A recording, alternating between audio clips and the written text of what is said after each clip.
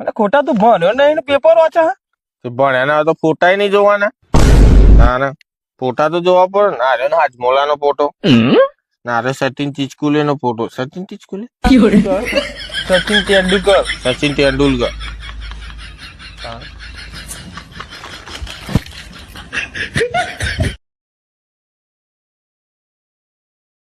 અરે દીના, આ ખોટા અંગા તો યાર છોકરી જોવા જવાય જ નહીં. રવા દે કઈ યાર. તે જોવા જતા એવું તો શું થયું? અરે હું થયું તું એમ, પેલી છોકરીની માં અને જોયા બરોબર બે ભોન થઈ ગયા એની શકલ જોઈને. ચમ પછી છોકરીની માનો હોશમાં લાયા અમે પોણી સોટી. તે છોકરીની માં શું કીધું ખબર હે કે 10 વર્ષ પહેલા કે અરે છોકરો કે મને જોવા આવ્યો હતો.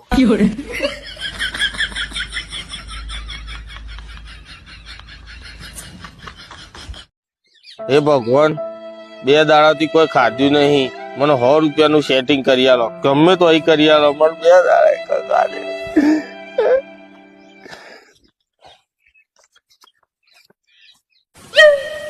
ઓના જોડે એવું કરવા ભગવાન મોકલાયા? ઓને તો 50 રૂપિયાનું ખરી નાખ્યું.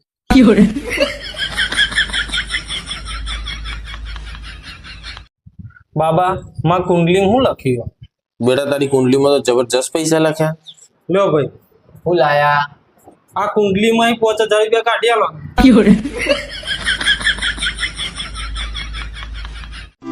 ઓય દવા લાયા? અરે દવા તો લઈને આવ્યો, પણ ડોક્ટરે જમીન લેવાનું કીધું છે. એ ઝેર ખાવાના પૈસા ને જમીન ક્યાંથી લઉં? અરે જમીન એટલે કે ખાઈને લેવાની દવા. એટલી ખબર નહીં, પણ તમારામાં તો બુદ્ધિ જ નહીં. બુદ્ધિ હોત તો તને લાવત. અરે એકલી નામ જ બુદ્ધિ છે. હા મમ્મી, હા આપું તમારી જમીન. હો લો, જમીનનો કોણ સે વાત કરો? હા બોલો મમ્મી. હા જમાઈરાજ, મારી હીરા જેવી દીકરીનું ધ્યાન રાખજો હો. લાય. હલો. હા વેવાણ. આ તમારો હીરો પાછો લઈ જાય કેટલા પૈસા લેશો? બાપા તમારો હીરો બહુ મોંઘો પડ્યો. હલો. એ મમ્મી ફોન કટ થઈ ગયો છે. હે તો સાચું બોલે એટલે ફોન કટ જ થઈ જાય ને. આજે જમવામાં શું બનાવું? કઈ ના બનાવીશ, આજે બહાર જમવા જઈશું. કેમ, મારા હાથની રસોઈ ખાઈ ખાઈ કંટાળી ગયા? એ તો ભાઈ વાસણ ઘસી ઘસીને થાકી જાય છે ને એટલે નહીં. તો હવે ઘરે જ બનાવીશ.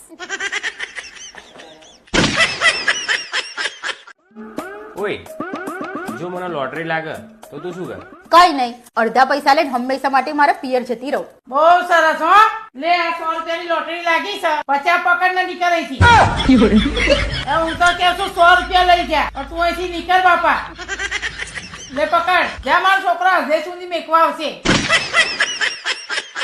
ઓય, તમારા માટે આજે ગુલાબ જામુન બનાવું? હું બનાવી દે. ઓકે,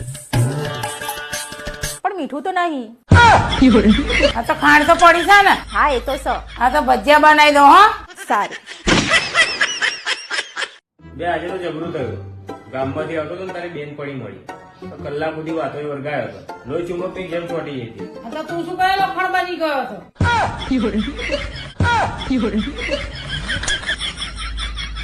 તું એનું ધ્યાન રાખો.